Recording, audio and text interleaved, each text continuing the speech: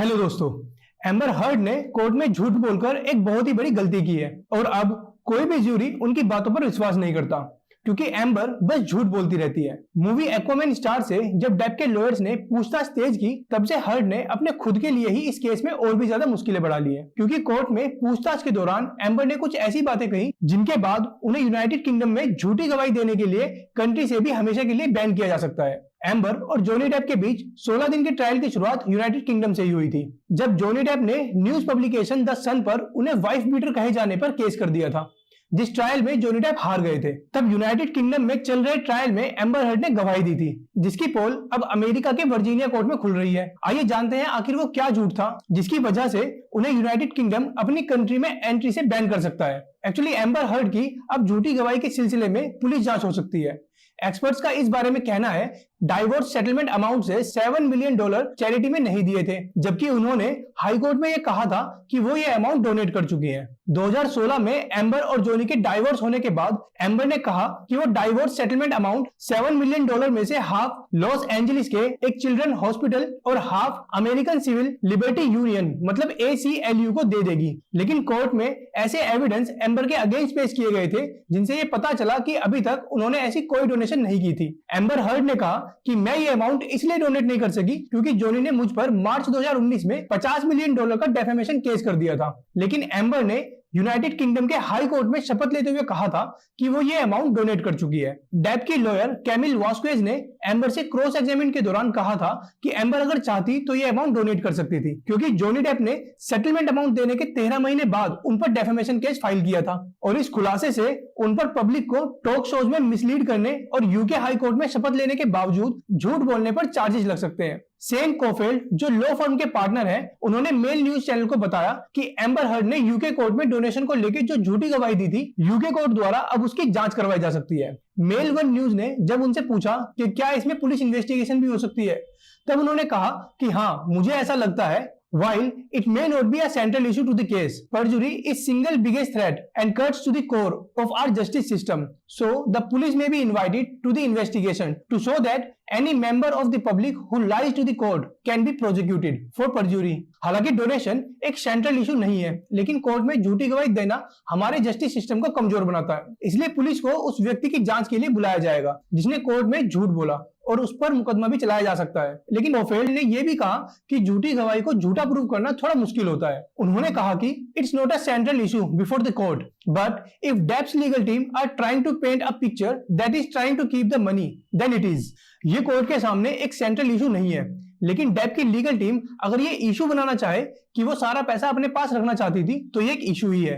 Legal expert mark Stevens ने भी कहा कि पुलिस ये खुद डिसाइड नहीं कर सकती कि उन्हें इस मामले की जांच करनी चाहिए। इस पूरे ट्रायल में डेप की टीम एम्बर हर्ड के लॉयर्स को अपनी जबरदस्त रणनीति के चलते पूरी तरह से घेरे हुए है। उन्होंने कहा कि it is notoriously difficult to bring to prosecute a perjury case. You have to show that someone deliberately told an untruth as opposed to them being confused or misremembering. I think it would be a very difficult thing to do.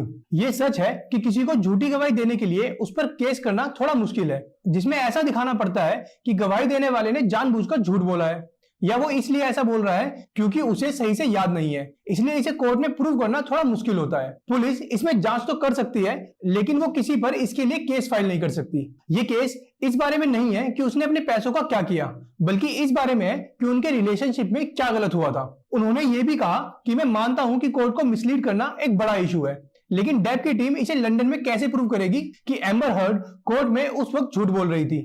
हो सकता है कि amber heard को उसके manager द्वारा यह कहा गया हो कि अमाउंट डोनेट किया जा चुका है। इस केस पर कमेंट करते हुए मिस्टर स्टीवन ने कहा इस केस के बारे में एक्चुअली कोई भी अच्छे से पता नहीं लगा सकता कि आखिर हुआ क्या था। उन्होंने कहा कि Depp's legal team are just a different class, they know the evidence is there, they are not getting names wrong, misplacing things, it is smooth swift operation. Heard's lawyers looks like they are being outgunned. Depp की legal team में एक अलग ही class है, वो जानते हैं कि वहां एविडेंस है और इसीलिए वो ना तो किसी गलत नाम को इससे जोड़ रहे हैं और ना ही चीजों को इधर उधर कर रहे हैं। वो अभी तक इस केस को सही से अंजाम देने में लगे हुए हैं। एम्बर हर्ड 2018 के एक डच टॉक शो में कहती है What did you do with that money? $7 million in total was donated to, I split it between the ACLU and Children's Hospital of Los Angeles. लेकिन टेरिस डॉर्टी, जो कि ACLU के chief operating officer और general council हैं, उनसे court में जब पूछा गया तो उन्होंने बताया कि अभी तक $1.3 मिलियन या तो हर्ड ने डोनेट किए हैं या उनके बिहाफ पर डोनेट किए गए हैं। लेकिन $1.3 मिलियन में से $3,50,000 डायरेक्टली एम्बर ने दिसंबर 2018 में दिए थे और इसके बाद से एम्बर ने कोई पैसा डोनेट नहीं किया है और $1,00,000 डेप ने भी डोनेट किए हैं और $3,50,000 एक फिडेलिटी इन्वेस्टमेंट कंपनी ने दिए हैं। और ये सब सामने तब आया जब डेप के लॉयर्स ने एम्बर हर्ड पर डोनेशन के बारे में झूठ बोलने का आरोप लगाया था। एम्बर ने $7 मिलियन डोनेट कर दिए हैं, ऐसा उन्होंने इसलिए बोला ताकि वो डेप के अगेंस्ट लीगल बैटल में अपनी इमेज को ऊपर रख सके। एम्बर ने कोर्ट में जोर देते हुए कहा कि मैं प्रतिज्ञा लेने और उन्हें पूरा करने पर विश्वास रखती हूँ। Sitting here today, Ms. Heard, you still haven't donated the $7 million divorce settlement to charity. Isn't that right? Incorrect. I pledged the entirety of the settlement, $7 million to charity, and I intend to fulfill those obligations. Ms. Heard, that's not my question. अगर Depp मुझ पर मुकदमा नहीं करता तो मैं ये amount donate भी कर चुकी होती। स्टीवन होफर, जो कि प्राइवेसी लॉ फर्म के हेड हैं, उनका कहना है कि perjury is a very serious offence under English law as it strikes at a very heart of the justice system.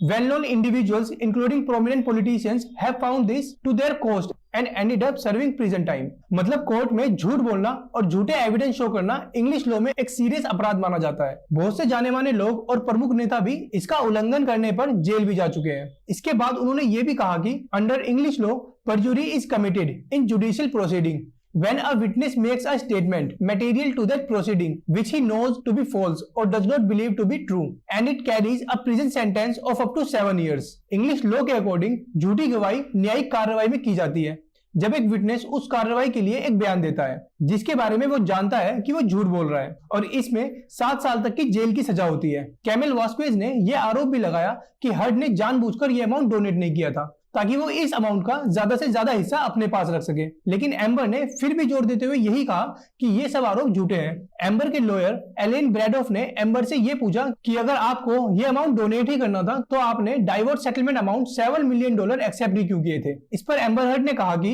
I did not care about the money.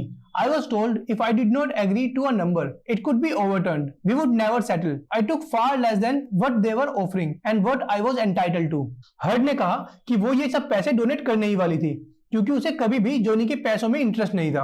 Amber ने कहा I just wanted my safety and my future and he compromised that. I wanted him to leave me alone. I have been saying that since 2016. मैं बस अपनी safety और future को बचाना चाहती थी लेकिन उसने ऐसा नहीं होने दिया। मैं बस चाहती थी कि मुझे अकेला छोड़ दिया जाए और मैं ऐसा 2016 से कह रही थी। एम्बर हर्ड 2015 से पुलिस और FBI जांच से गुजर रही है क्योंकि ऑस्ट्रेलिया में एक बार उन्होंने ऑस्ट्रेलियन ऑफिशियल से झूठ बोलकर अपने डॉग्स को इलीगली कंट्री में स्मगल किया था। तो अब तक हम इस केस से रिलेटेड काफी बातें समझ चुके हैं और एम्बर हर्ड के बारे में ये जान चुके हैं कि आने वाले दिन एम्बर हर्ड के लिए कोर्ट में आसान बिल्कुल भी नहीं होने वाले क्योंकि अगर उन्हें यूके से बैन कर दिया गया तो ये उनके करियर का एक बड़ा डाउनफॉल हो सकता है क्योंकि उनके करियर की सबसे बड़ी फिल्म एक्वामैन से उन्हें बाहर करने के लिए पहले ही लोग बड़े पैमाने पर एक पेटिशन साइन करने में लगे हुए हैं। वैसे इस केस का फाइनल वर्डिक्ट 27 मई को दिया जा सकता है। बाकी इस केस की सभी बारीकियों को समझने के लिए please subscribe to this channel. मिलते हैं नेक्स्ट वीडियो में।